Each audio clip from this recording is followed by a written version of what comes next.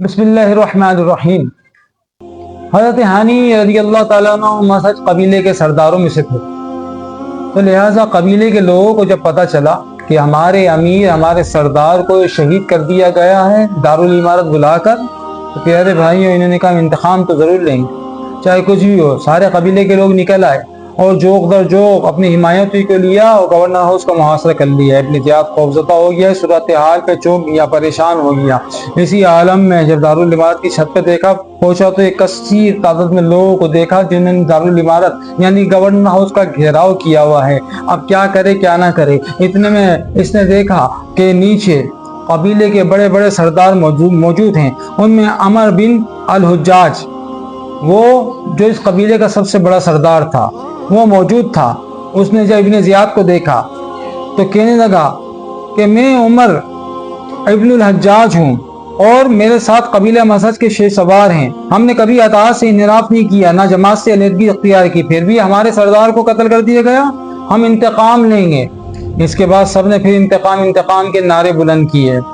ابن زیاد اس نازک صورتحال کو پریشان ہو گیا۔ اتنے میں اس نے کہا کہ لوگوں پریشان نہ ہو، تمہیں کم از کم مجھ پہ نہیں قاضی شورے پہ تو اعتماد ہے جو متقی پرہیزگار ہیں اور ہمارے کوفہ کی عظیم قاضی القضاء ہیں جو تقوی و طہارت میں بھی اعلیٰ ہیں۔ تم جان لو کہ میں نے حضرت ہانی کو نہ ہی قتل کیا بلکہ ہانی تو خود میرے دوستوں میں سے ہیں، بس کچھ تفتیش کے لیے کچھ بات چیت کرنے کے لیے ان کو میں نے بلایا ہے۔ میں قاضی شورے سے کہتا ہوں وہ تشریف لے کے آ جائیں اور ہانی کو دیکھ لیں، جب وہ گواہی دے دیں تو پھر آپ لوگ مان جانا۔ سب نے اس بات پہ اتفاق کیا۔ قاضی شورے اندر آئے تو اس نے کیا کیا، اس نے اپنے ایک جاسوس کو قاضی شورے کے ساتھ روانہ کر دیا جس کا نام حمید بن بکر احمری، اس کو ساتھ روانہ کر دیا۔ وہ گیا حمید قاضی شورے کو لے کے حضرت ہانی کی طرف۔ حضرت ہانی کو جس کمرے میں قید کیا گیا تھا، جب حضرت ہانی نے قاضی شورے کو دیکھا اور اپنے قبیلے کے لوگوں کی آواز تو سن چکے تھے، انہوں نے قاضی شورے سے کہا قاضی شورے میرے قبیلے والوں کو بتائیے کہ ابن زیاد نے میرے ساتھ کیا کیا، صرف 10 افراد بھی ابھی اندر آ جائیں تو مجھے اس گرفتاری سے رہائی نصیب ہو جائے گی۔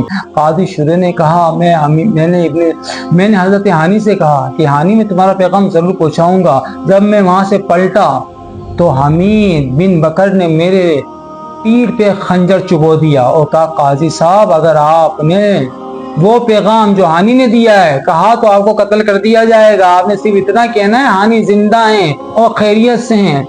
قاضی شورے کہتے ہیں اگر وہ جاسوس میرے ساتھ نہیں ہوتا، ابن زیاد نے مجھے دھمکی نہیں دی ہوتی تو میں ہانی کا پیغام اس کے قبیلے والوں کو دے دیتا۔ قاضی شورے باہر آئے اور کہا لوگوں ہانی زندہ ہیں، تم بے فکر ہو کہ اپنے گھروں پہ لوٹ جاؤ۔ قاضی شورے کی گواہی کے سبب قبیلہ مسجد کے لوگ واپسی لوٹ گئے۔ پیارے بھائی یہاں کیا ہوا، عبداللہ ابن حازم حضرت امام مسلم کے رفیق، کیونکہ امام مسلم کے بہت بڑے ساتھی اور مددگار حضرت ہانی، جب ان کے ساتھ یہ ہوا قبیلے کے اندر پورے کوفہ کے اندر خبر گشت کر گئی تھی امام سیدنا ہانی کی شہادت کی، تو امام مسلم کیسے پیچھے رہتے؟ آپ نے عبداللہ بن حازم کو بھیجا، انہوں نے صورتحال بتائی کہ امام مسلم آپ کے پیارے حضرت ہانی کو تو بے انتہا ابن زیاد نے زد و کوب کر کے قید کر دیا ہے اور قتل کسی بھی وقت کیا جا سکتا ہے۔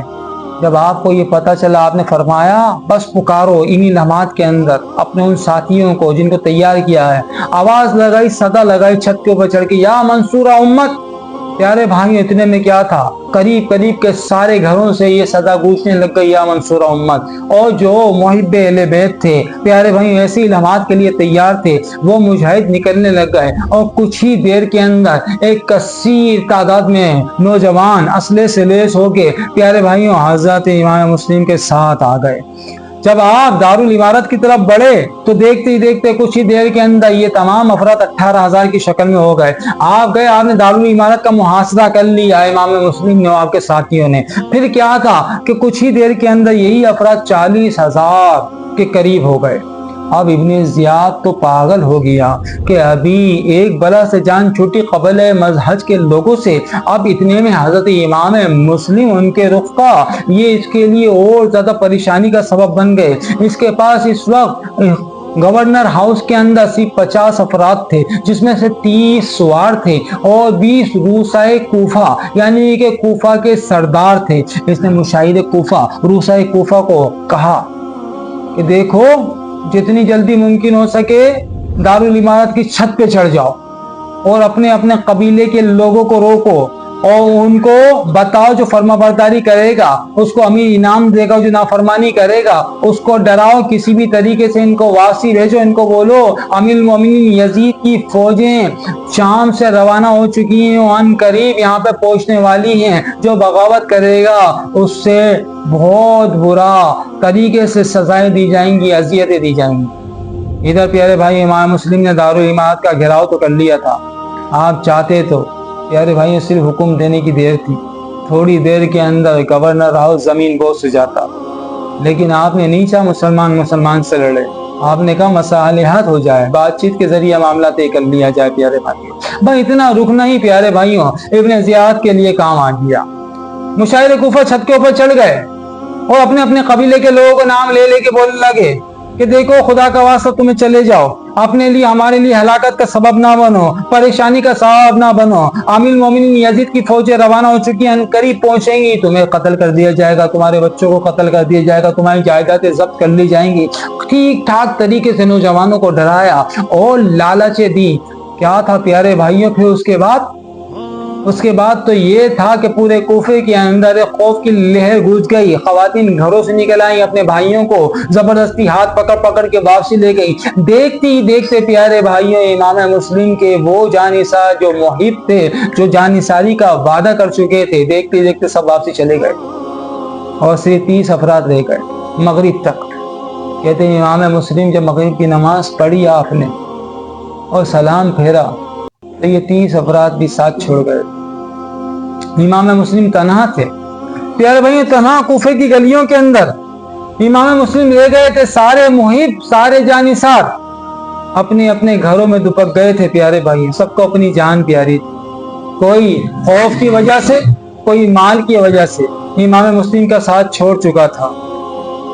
اللہ اللہ یہ مسلم تھے وہ پیارے مہمان، کس قدر جن کو تمناؤں سے بلوایا یہاں، جن سے کی بیعتیں کتنے کی عہد و پیمان، آج وہ تنہا رخصت ہوئے ہمدرد کہاں، ہائے جاتی رہی شرم و حیا کوفہ کی، ہائے رخصت ہوئی بالکل ہی وفا کوفہ کی۔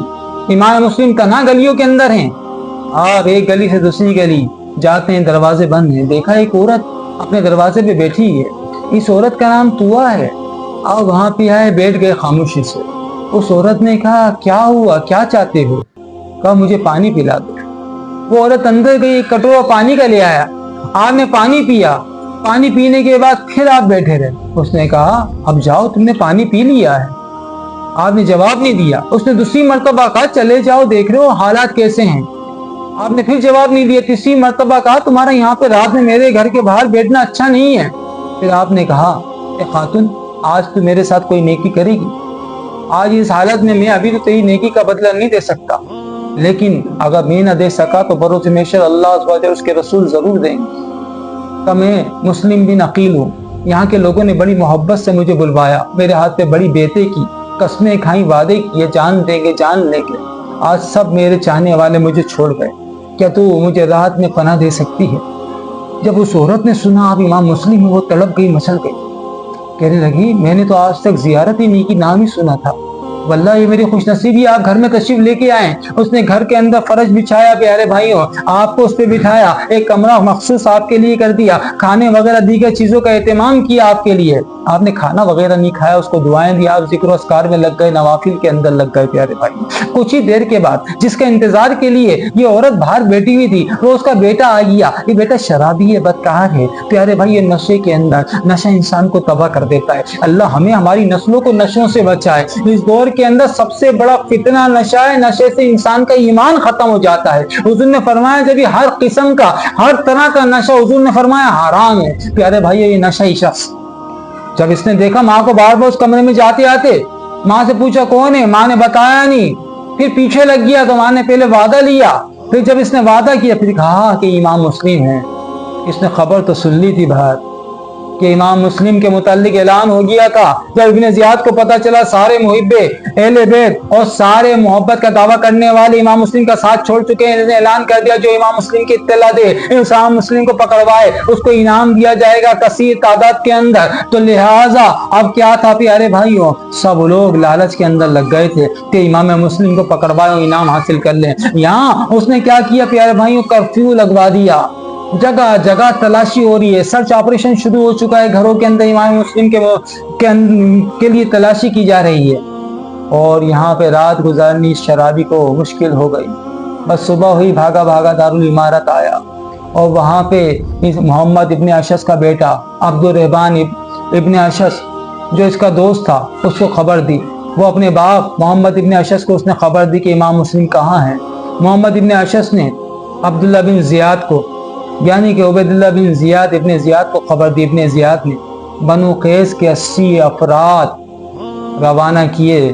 مسلم بن عمر الباہلی کو اس کا سردار بنایا اور کہا امام مسلم کو قید کر کے لے آؤ, پکڑ کے لے آؤ, کسی بھی طریقے سے امام مسلم کو لے آؤ. یہ لشکر امام مسلم کو پیارے بھائیوں پکڑنے کے لیے روانہ ہو گیا ہے. امام مسلم طوع نامی عورت کے گھر پہ ہیں.